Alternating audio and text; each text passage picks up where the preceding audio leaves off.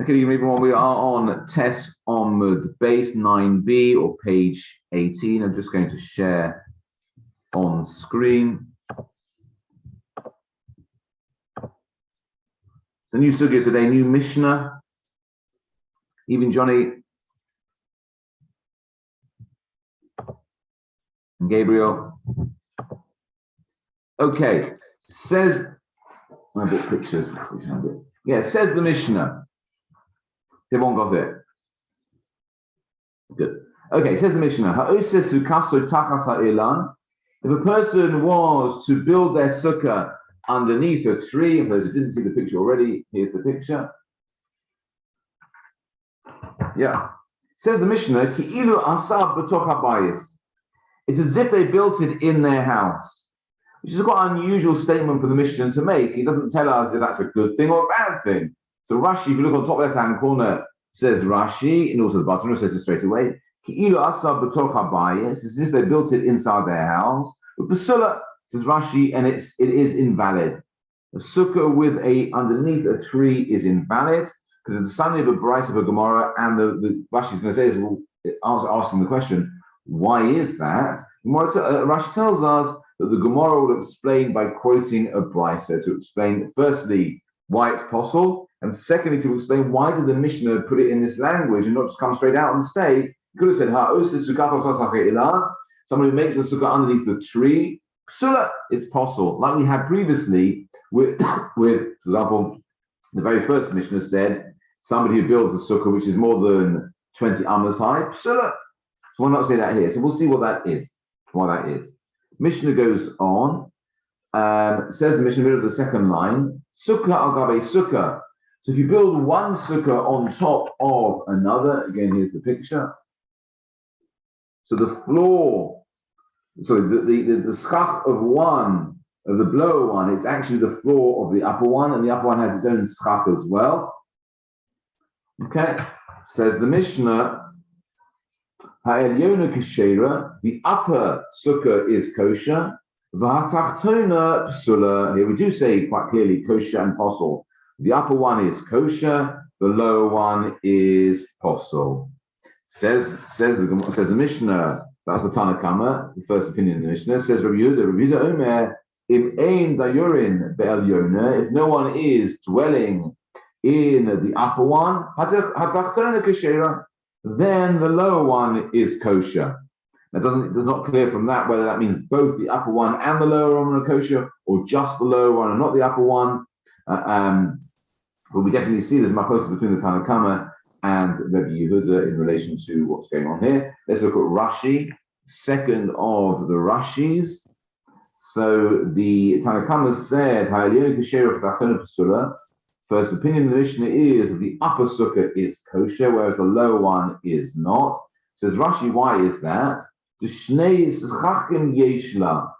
the lower sukkah, the bottom sukkah, has two coverings. It has its own schach, plus the schach of the upper sukkah.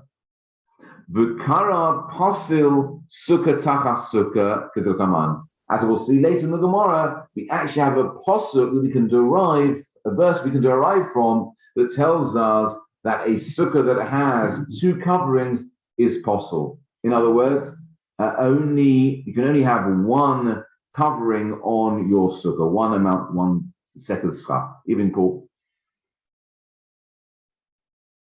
we are on test Omid base 9b. Okay, so that's the Mishnah. And then finally, the last bit of Rashi says Rashi. We saw the opinion of Rabbi Yehuda, who seems to say that it depends whether someone can dwell in the upper one. If they can't, then the lower one is kosher. Says Rashi, but Gemara will explain why that is. Okay. So again, Rashi is saying that there is a question on that, why that would be the case.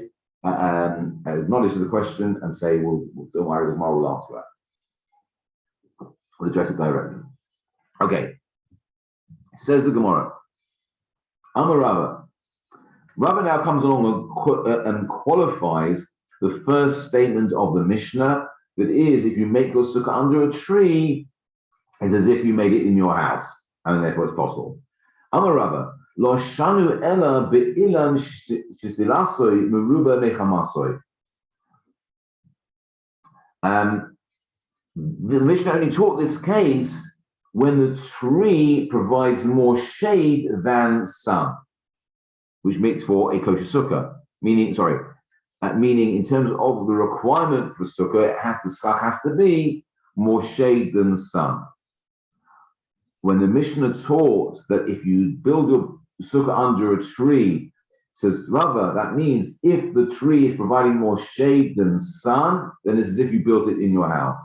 Aval chamasa meruba misilasoi kishera. However, if the tree's sunlight penetrates it more than it provides shade, then the sukkah would be kosher. So it would appear that, according to Rava, actually we've got almost an equivocal case in the Mishnah. The Mishnah seems to say straight off, which is if you build it under a tree, it's as if like you did it in your house. Says Rashi, it's possible. Says Rava, actually, it depends on the amount of shade the tree is providing. If it's providing the requisite amount of shade that schach normally would provide, then the sukkah is possible, as we'll see why the Gemara will explain. However, if it doesn't, if it allows more sunlight through than shade, then the sukkah would be kosher. Just look at, there's no Rashi yet. Gemara asks, Mimai, from where, Rava, do you derive this idea that it depends on how much shade or lack of that the tree gives will depend on whether the sukkah is kosher or not? Says the Gemara, we can derive it from the fact that the Mishnah specifically taught this idea of if you build it under the tree, then it's as if you built it in your house. The fact that the Mishnah chose that language, that expression, actually teaches us that. Because what says the Gemara, the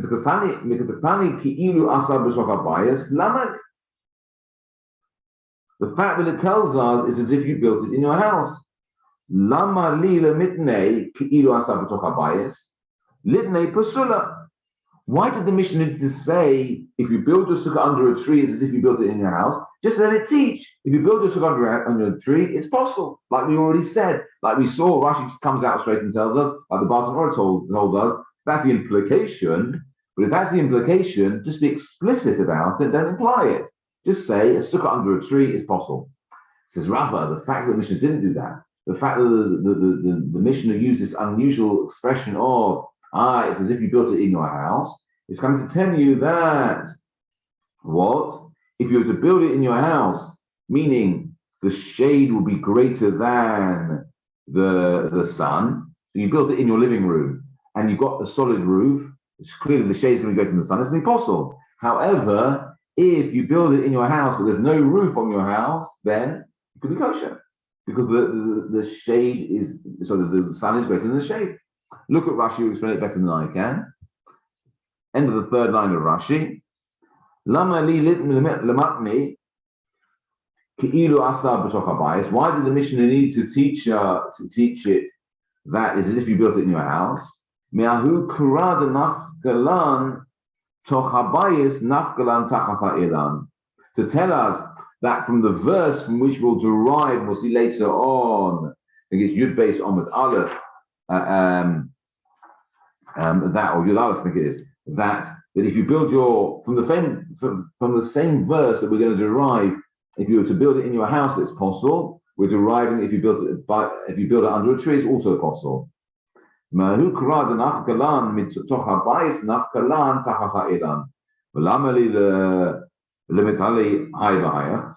is asking, well, why connect the two? Says Gemara, go back in the Gemara. Ella, says Gemara here. Ella haka mashmalan di ilan dumya de bias. And is it not that we derive, from here we learn that a tree is comparable to a house. Ma bias silasomuru b'mechamasoi.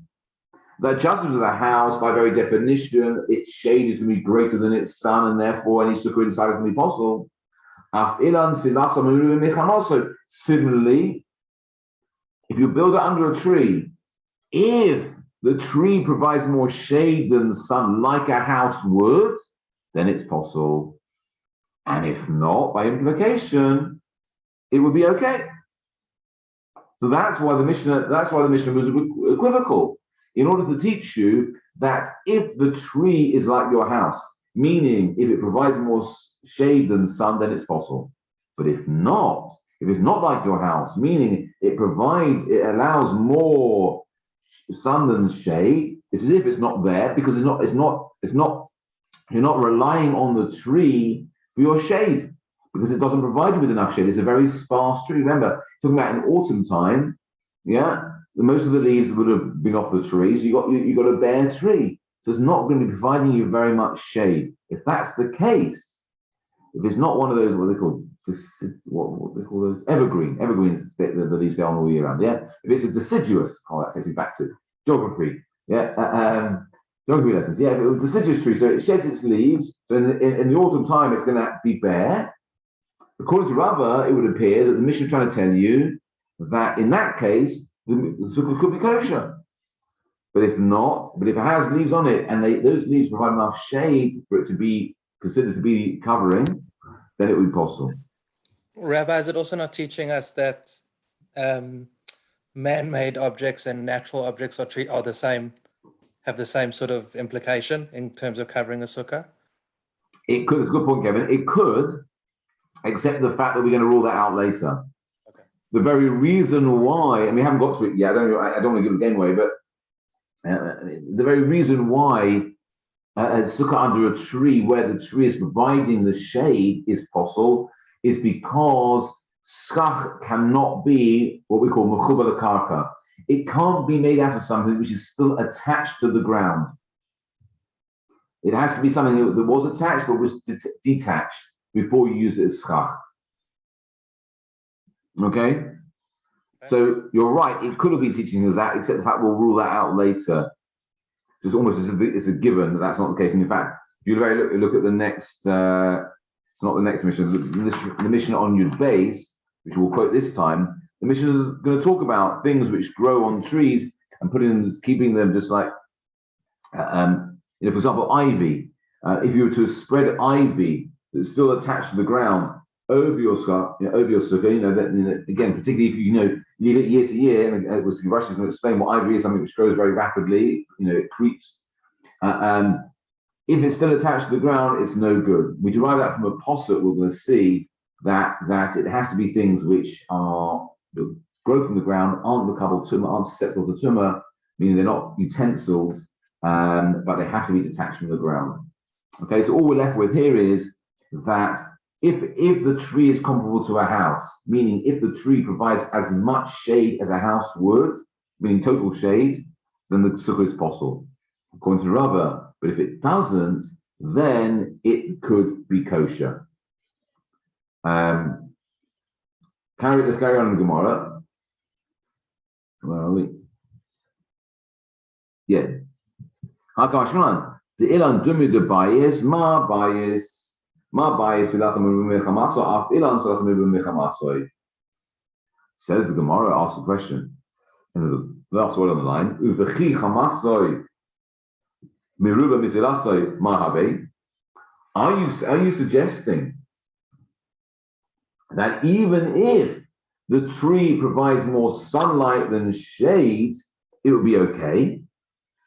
Are you suggesting that? It's all depending on how much shade or sunlight it allows. But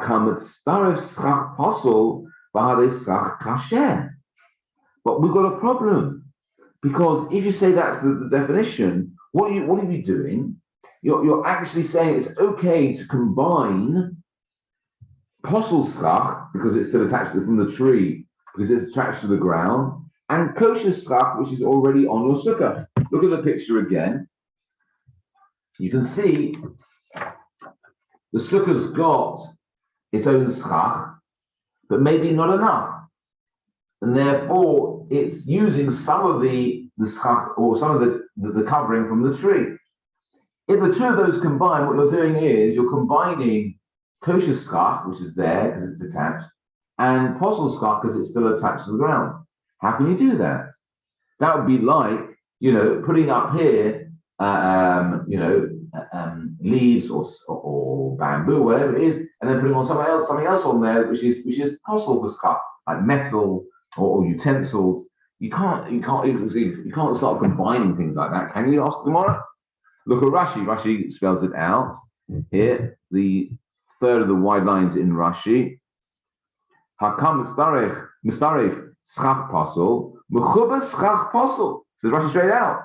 Schach, which is attached to the ground, is posel. So anything from the tree is posel. Posel as the posel says in Devarim. And the Gemara drives this later on Yud Beis Amud Aleph.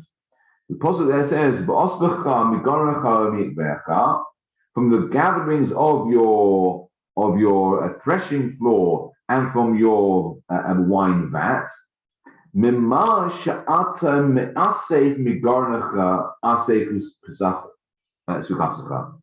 Gemara derives from that which you would gather up from your threshing floor, use that for your schach.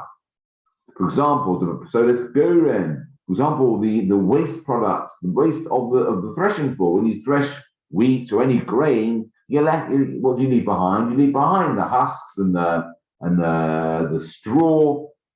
You go on kashim and besoles. Yeah, for example, that's what she says. Kash is like straw. Besoles is the waste material, the outer part of the stalks of the grain.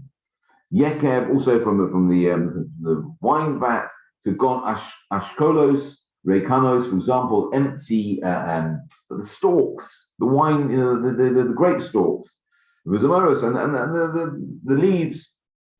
Alma talush ba'inan.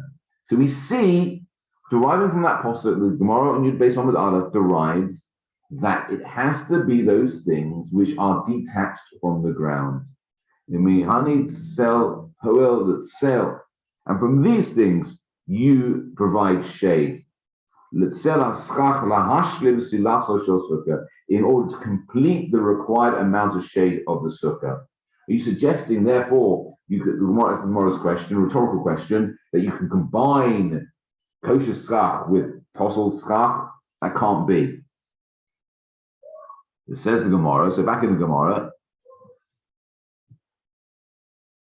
end of the line. So Amar Chapper. So Rabbi Chapper says, when you've lowered it. So we thought you're right. Leaving it as it is no good. You cannot combine posel schach with kosher schach. But if you were to lower it, then you could. Look at Rashi. I don't know what we do with Rashi here. Without Rashi. Shechavasan says Rashi. Hishpil anafav lemata. If you pull the leaves pull the branches down from the tree, mi'urvan im schach kasher, to combine them with the kosher schach. So you interweave the branches of the tree that's overhanging the sukkah into the kosher schach.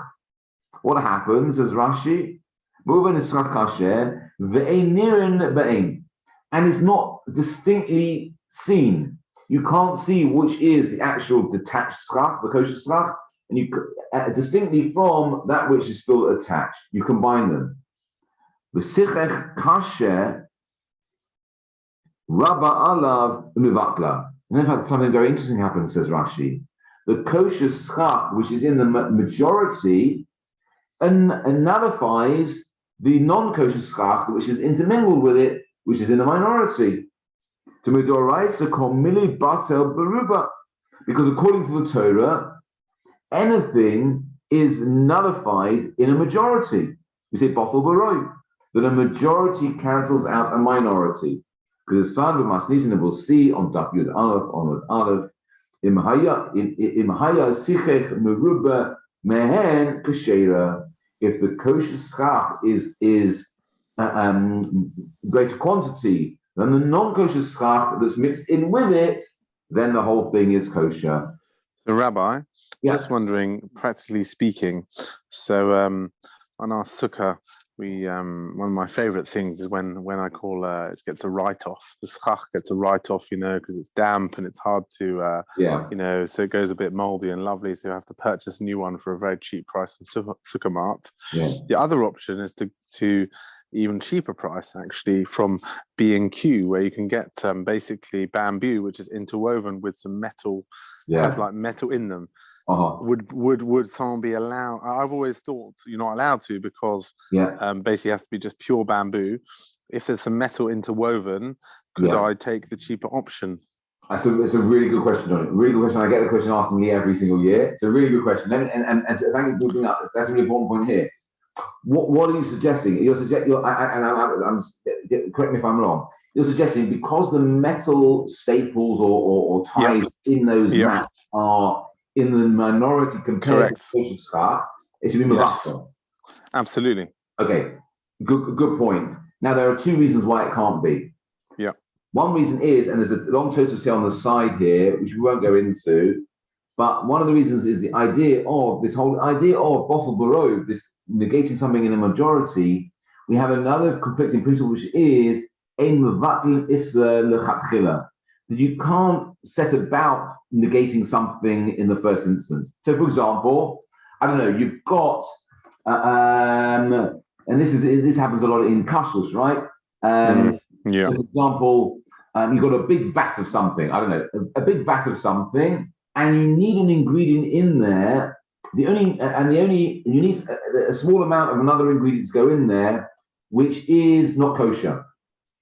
You say, it doesn't matter, because it's going to be bottle barov. You're not going to taste it. It's not going to make it. Not going to have a material impact on the, let's say, the consistency of it. It's just, I don't know, something that. It's just a flavoring. It's just a flavoring. Well, it's a flavoring that'd be an issue. No, but you can't really taste it. So let's say, for example, let's say use non-kosher salt. Not that let's say. I've got to be very careful. I can't think of an example exactly what it is. No, like seasoning, for example, you can't really taste it. It's just like a salt or a pepper, non-kosher, which wouldn't exist. But it wouldn't be noticeable in the end product, but it is essential to it. And you say, well, it doesn't matter because it's a minority going into majority. We have a simple majority, which we have a principle which is bottle barov, and it's okay. I would say no. You can't initially set about using that principle to cancel something out. If what happened was you were making your kosher batch of something and accidentally something fell into it, if you can't taste it, if it doesn't have a material effect, and there's a simple majority, then that's okay. Good one. Material effects. That was a good one. That's the first issue. The first issue with those are they were put in there specifically in the production of that bamboo mat. That's the first thing. The second thing is those things have been made for a specific purpose. Either to sit on or to be as, I think that you can like as blinds, don't they? That means they've been manufactured into a kli, into a utensil. And as I mentioned earlier, schach can only be made out of things which aren't makabel tumah, aren't susceptible to tumah. Kalim are susceptible to tumah, and that's the issue with those mats. But b'diavad, let's say Sukkot run out, and it's erev whatever, and you can't get anything. Better not to have a sukkah with a schach than to have something like that. B'diavad. So what you could do is you could buy it and then unpick take out the metal out of them. I think that would be pretty impossible. Yeah, it might probably fall apart. Yes. That's an indication that it's been made to be as a. No. So as in, is it better not to have? I mean, not to have if you don't have any schach. Like if you don't have any schach, better not to have any schach than put some leaves up and pray for no wind.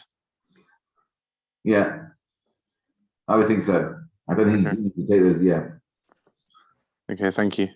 No problem. All right, on that question of majority and minority. Yeah. But if you're intertwining the branches of the tree, you're doing it on purpose. Yeah. So doesn't it negate the majority and the minority? I thought in the same way that if you can't just add something for the purpose, you know that it's a minority. Say it's a minority, it's okay. Yeah. I guess that's a good point, and I think that's the point that Tosfos mentions of this idea of aim of that you couldn't do it initially, set out to do it. I think what's happened here. I was just looking again at the Rashi, whether it's saying that you deliberately. So it said you lowered them. Hishbil anafav the matsan ubin in skike. Yeah. So it obviously it must be then that Rav Chapper is of the opinion that we're not concerned about it in relation to this. It may be that Rav Chapper doesn't hold of aim of Adnanis and L'Chatchila, and therefore he would say no, it's not an issue to deliberately do that. Okay. Yeah. I'm just seeing if I can see very quickly in Tosfos there.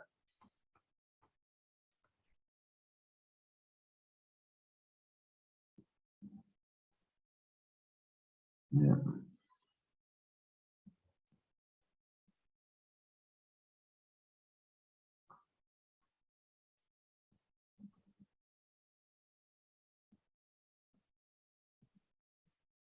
Yeah, I think the point Tosfos makes is, since it's not noticeable, since you can't, this is the point Tosfos makes, how he answers it. Since you can't tell the difference between what the attached branches and the kosher schach, then we say it was not considered to be going against the principle of aim of that you can't set out to do it initially, because since it's not noticeable. If it was quite clear that you've got, apples and pears, for example. Let's say, for example, let's take a utensil, for example.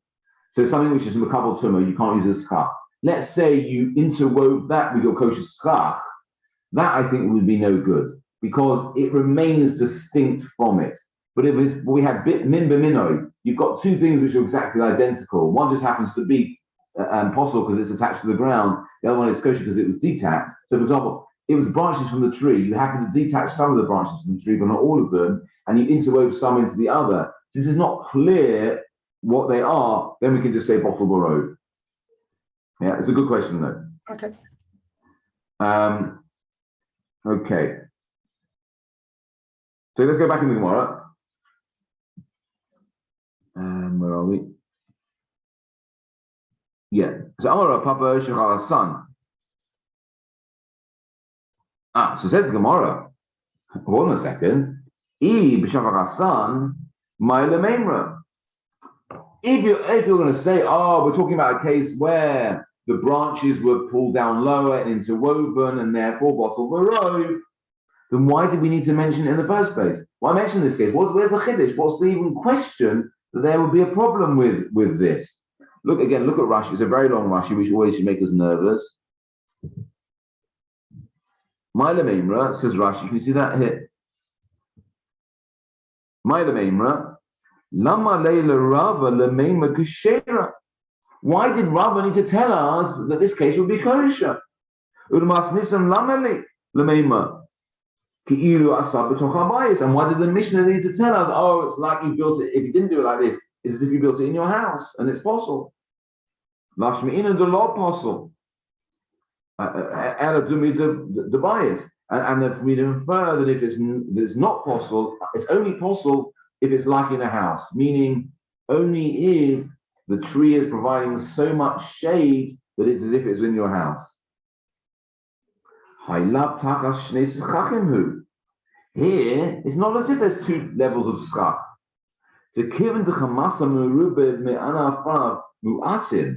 Because here, since the shade is greater and the branches are less, and the kosher schach is more than that, why would I even think that it be possible? It's not as if there are two types of schach, two layers of schach. It's one amount of schach. That's not the reason why it'd be possible. There's two schachs, the schach of the sukkah and the schach of the tree, because we've said that the tree is providing less shade than sun. And you want to say, and also, V'lav mishum mechuba ikka, and it's not because on the account of the fact that the schach from the tree is attached to the ground, to habatul le beruba, because we've already said that if it's interwoven, it's nullified in the majority. Shma mina mehecha the mesachim al kanei hagag shekorin lattice, I think this is lattice. Afapi shesmucho zuluzu for pachos megimel. Now she goes on to talk about this idea of that according to this, perhaps you could use like slats, like slats of wood, which are less than three tefachim from each other. So, or there's gaps of more than three. Since the sun is greater than the shade. This is what Rabbi said is the measurement. Where the covered part and the air space is the same. We'll see later on in Chaf Beis on the base.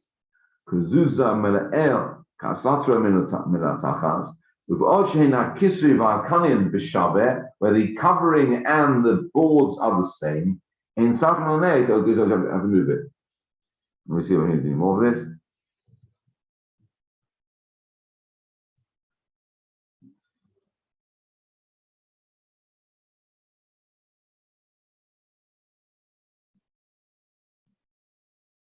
Yeah. So the question is, why do we need to mention this idea of bringing it down? Why do we have to make that suggestion? So says the Gemara, beginning of the next line, Mahu detema, since I might have thought, Nigza heichid havasan, atu heichid havasan. Says the Gemara.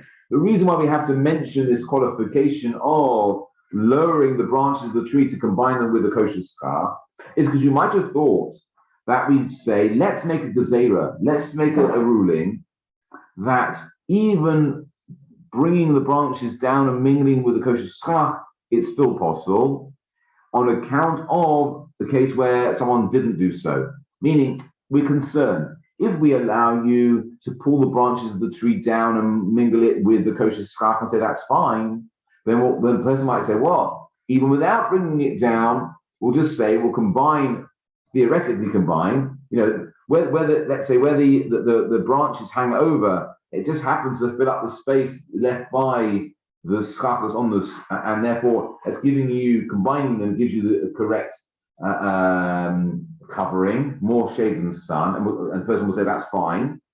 Perhaps we should make a gezerah to prevent that from happening. Says the Gemara, Kamashim Alam, the Lo Gazrinan.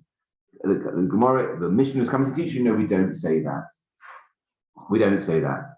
We will allow someone to lower the branch of the tree, to combine it with the schach, and we're not concerned that people will go from there and say, you know what, even without doing so, that's fine. So that's why the Mishnah was set out in this way. That's the point that Rava was making by saying that it was only teaching you about a tree where the shade was greater than the sun, and why Rav Chapper was saying that we're talking about a situation where it's pulled down. All of those in order that we know that according to the Mishnah of the Brisa, this is permissible, and we're not concerned about someone then extrapolating from that another stage of not combining the tree, the branches, and the actual schach. Is that clear? Okay, well, I'm glad it is, because the Gemara doesn't leave it at that. The Gemara now goes on and says, hold on a second, that's a very nice idea, but really, do we need to learn that from this Mishnah? Why? Because Hanami Tanina, because we will learn, if you've already learned the Mishnah, so the Gemara assumes you know the Mishnah already. For us, the Mishnah is on Yud Beis, on Aleph, I think it is. I think it was on Yud Aleph. Actually, it's on Yud Aleph. It's the very next daf. It's the very next Mishnah.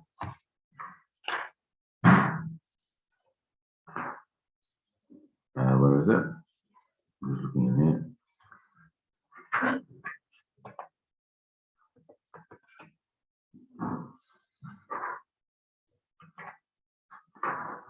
Yeah. Interesting. Actually, the Mishnah is actually not the next Mishnah. Interestingly. I've got a picture for it. Yeah. Here's the Mishnah. The Mishnah says, Hidlu alea es hagefen v'etadalas ve'es hakisus. Hidlu is another word of also lowering down. If you were to lower onto your schach a vine or a gourd, pumpkin, which is still attached to its vine, ve'es hakisus, which is the ivy we mentioned before, v'sichech al gaban, and then you would put schach on top of it. Psula. Look at Rashi. Rashi's quite way down now. About 4 lines up from the wide part of Rashi.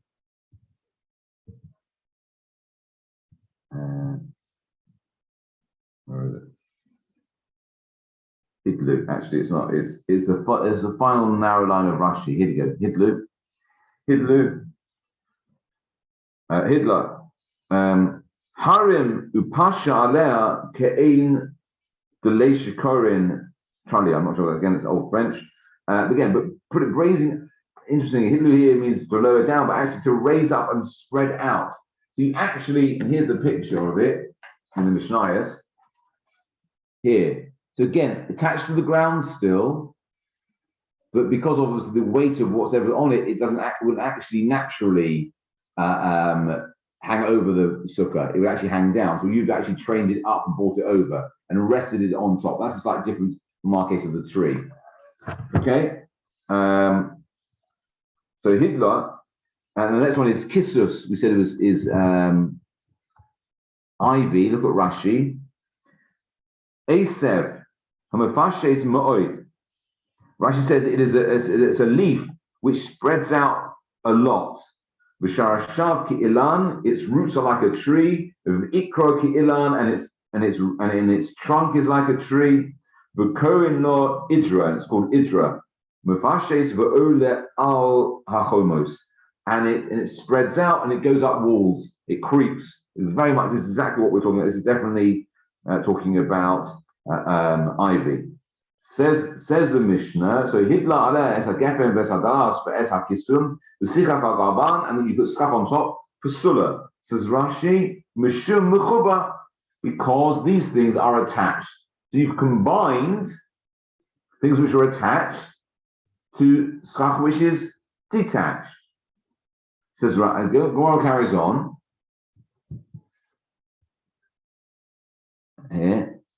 Vimhaya sikek harbe mehen. However, if the kosher schach is greater than that which is still attached and you've added on top, or if you cut a sin, or you detach it, you cut it off, kashera, then it's kosher. Says the Gemara. So this seems very much like our case.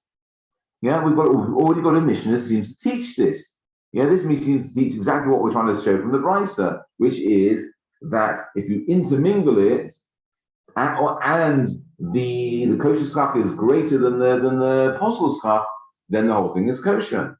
Says the Gemara. So says the Gemara, hey chitami.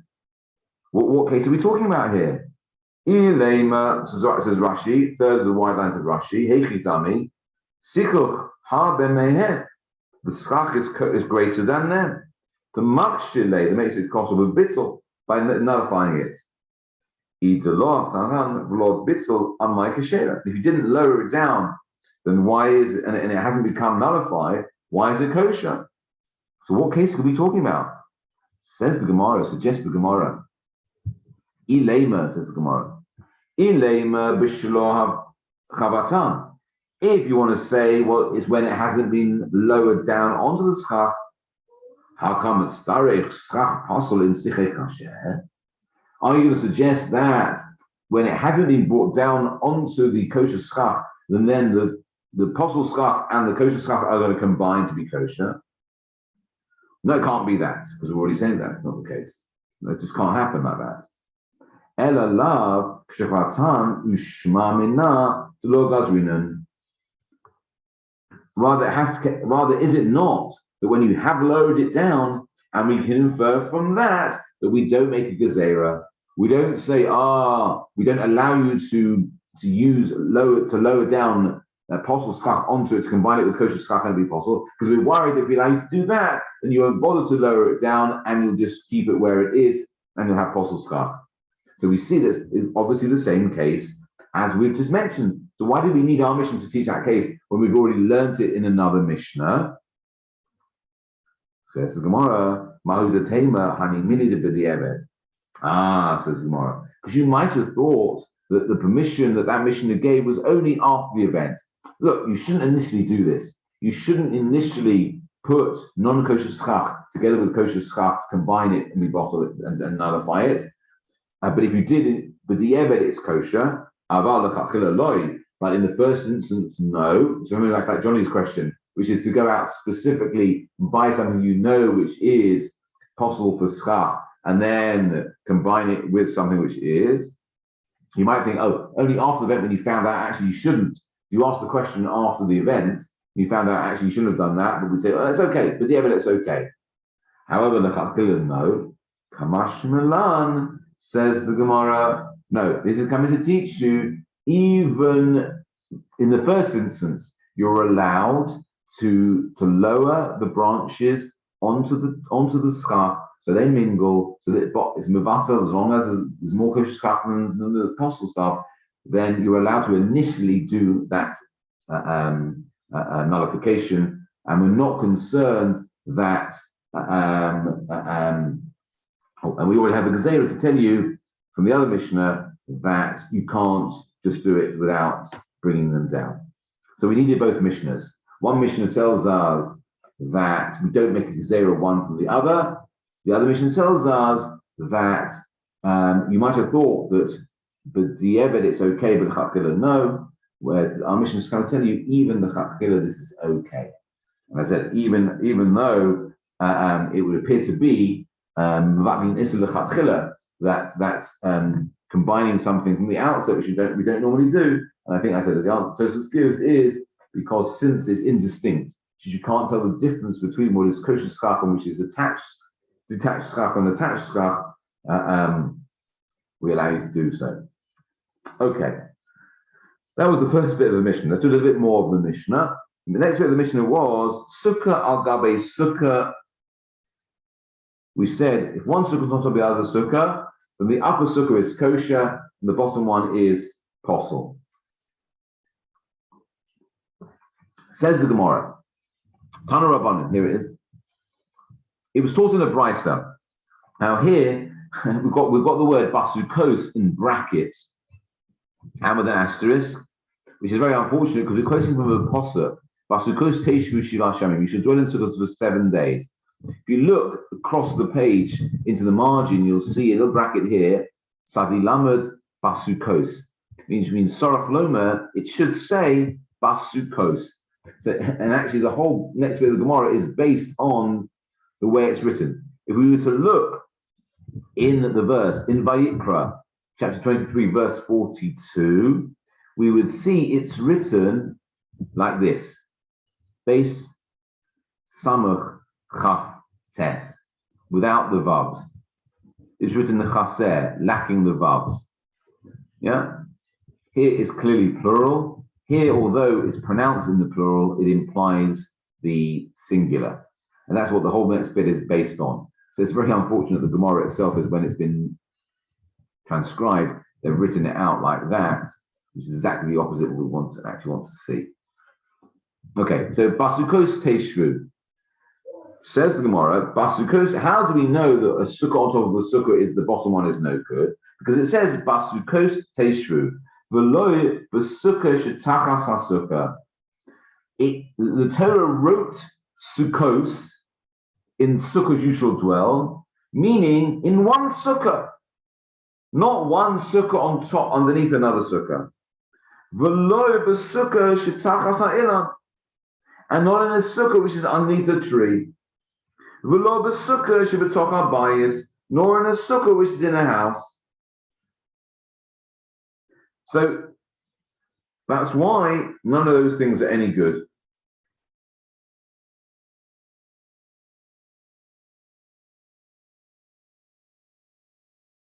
Yeah, and just look at Tosfos. There's no Rashi here, but just look at Tosfos. Tosfos right at the bottom of the page, one line. Basukos. Here, see, this is how it's meant to be written. This is how it's written in the Pasuk, this way, without any vav. So it appears singular, although we read it in the plural. This is Tosfos' point. And even according to the opinion that says that we give precedence to the way something is read. And we touched on this previously, the difference between the way words are written and the way words are read in the Torah. Yeah, and we have a machlokas between some who say that we give precedence to the way the word is written, that's the way it's written. Others say no, we give precedence to the way it's read, because that's the way it's read. That's the Masorah. That's the tradition of how that word should be enunciated. So it says Tosfos, even according to the opinion that says we give precedence to the way it's read, and the way it's read, it sounds plural. Basukos. Modeh, they agree, to lo lechinam nichsav. Hamasoros from Meprisha Sa'el. That the way it's written is not for no reason, meaning it's for good reason. It was written in this way, it was written in a singular form, purposely in order for us to have a limit from it, in order to derive something from it. So although, yes, you're right, when it's read in the plural, it sounds plural, we cannot, even according to the opinion that say, we give precedence to the way something is read, we still cannot discount the way it's been written. It was written that way for a reason, and therefore we can derive something from it.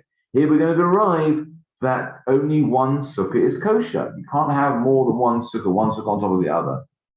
Let's go back in the Gemara. Gemara says straight away. Here, the last word on the line. Other rabbi. On the contrary. Basukos tarti mashma. The word basukos, the way it's read, implies at least two. Says Gemara, Amar Rav Nachman by Yitzchak, basukos kasiv. No, but it's written implying the singular. So, okay, although it's read in a way which it's clearly the plural, it's written in a way which is suggested, it's written in the singular, which from this we're going to derive that it has to be a singular sukkah. Okay, says the Gemara. Let's go through each case now. There are four cases. Says Gemara. Amar Rav Yirmiyah. Ha'amim shishteihem kashera. So we've got these one sukkah on top of the other. There's going to be a time where both sukkahs are kosher. Pa'amim shteihem pasodas. Also a situation where both sukkahs are going to be posel. Pa'amim shishtachtona kashera v'aylein pasula. There's going to be a time where the bottom one is kosher and the upper one is posel. And pa'amim shishtachtona pasula v'aylein kashera. And we a situation where the bottom one is posel and the upper one is kosher. So four possible scenarios. Says the Gemara, where the mark is. Let's go from one by one. Pa'amim shteihem kasheros hechitami. Okay, the situation where both of them are kosher, the upper one and the lower one are kosher. How is such an example? Could go on. Taktona chamasa meruba misilasa. For example, when the lower one, it lets in more sun than shade, meaning its schach isn't sufficient. Whereas the upper one, its schach is sufficient, more shade than sun. And the upper sukkah is within 20 amas of the ground. So, let's have a picture again.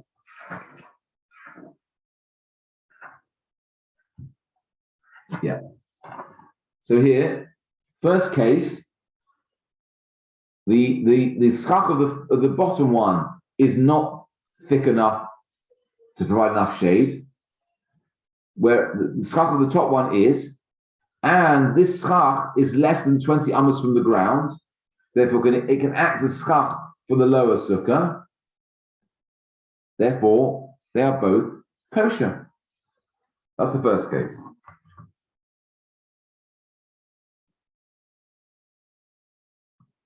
Let me find the next one. Okay,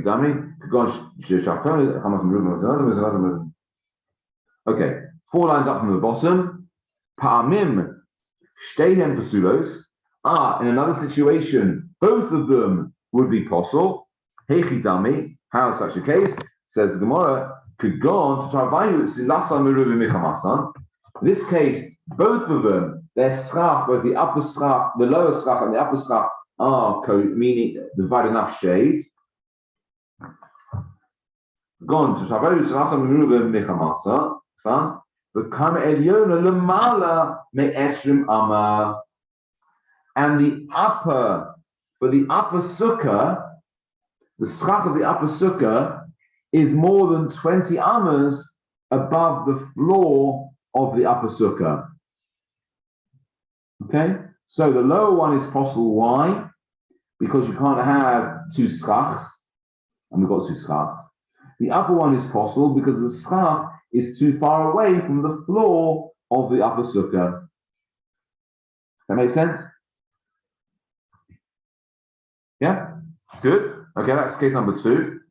End of the line, penultimate line. Pa'amim shtachtona kashera ve'elyona pesula. You have a situation where the lower one is kosher, but the upper one is posel. Asks the Gemara, how is that? Okay, how is that? Heichi dami. Onto Yud Omid Aleph. Let me just change the page here.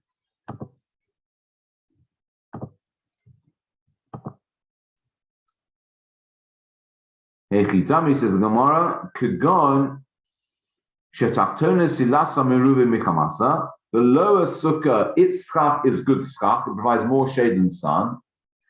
Va'elyona Chamasa Meruvi Misilasa. Whereas the upper one, its schach is no good, it's more shade, more sun than shade. The Kamatarei B'toch Esrim. And both of them are less than 20 amas off the ground. So the upper one is no good because it doesn't have good schach, enough schach to provide shade. The bottom one is good because its schach is good to provide enough shade, and it's within 20 amas of the upper bit. That's not really naturally of any relevance, but because it's just adding the gaps. Okay, and that's the third case. Final case, upa'amim shelyona kashera v'atachtona pesula. And one scenario where the upper one is kosher and the lower one is posel. Heichidami, says Gemara, kugon tarabayu sidas samiru michemasan, where both of them the shade is more than the sun. V'kame elyona b'toch esrim. Where and the upper one, its schach is within 20 amas of its floor. Now that case is very familiar to us, right? That's the case of the Mishnah. The Mishnah said 2 sukkahs, one on top of the other. The upper one is kosher, the lower one is posel. That's the case where they both have sufficient schach, and they're within 20 amas of each other. The lower one is posel because we've already said you can't have two coverings of schach. Says Gemara, pshita. That's obvious. That's obvious. That's our case in the Mishnah. And we'll see, we'll leave it there, but we'll see the Gemara will now go on and actually show you and say, actually, you're right. Although technically it is obvious, that's the case of our Mishnah. We needed that in order so we could learn about a sukkah, the lower sukkah being kosher and an upper one being posel. And since you might have thought, again, this is like a dinner of, well, if you could have that sort of case where the lower one is kosher and the upper one is posel, if we allow you to do that, in that case, perhaps you may do it a different, have it set up in a different way. We might have to make a gezerah to say even that's possible. So we come along and say, no, No, that is mutter. That is permissible, and it is kosher. So we had to teach that fourth case. Otherwise, you might have thought that if we allow that we would allow that, we wouldn't allow that case, and because if we allow that case, that could allow a different type of case which wouldn't be kosher, and therefore would make it zera. Although technically it is kosher, we say no. We treat that one as possible in case you came to make another type of sukkah, one on top of the other, and think that would be kosher. Therefore, we needed to teach that this case is kosher, that the upper one is kosher, and the lower one is possible, in order to learn the other cases as well. I said we'll see that more in Hashem next time. So are we clarifying you're saying you can have it where both are kosher? Or are we saying that's the starting point that we will disprove? No, we said you can have a case where both are kosher. But I didn't think you were allowed to have shkach on two levels. So maybe I'm just slow on this. I don't understand if the skach on the top one is sufficient for the top one, and you've got extra skach on the lower one, haven't you then got skach at two level? Yeah. Let me just have a look at this again. Just stay in a second. Gone.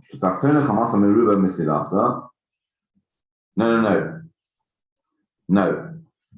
Look at it again. Go back. Have you got it there? Go back to test onward base 2, 4, 6 lines up from the bottom. You see the line starts shetachtona. You want me to show it on screen? Yep, I've got it. Yep. Yeah, I'll just go back on screen to show everyone.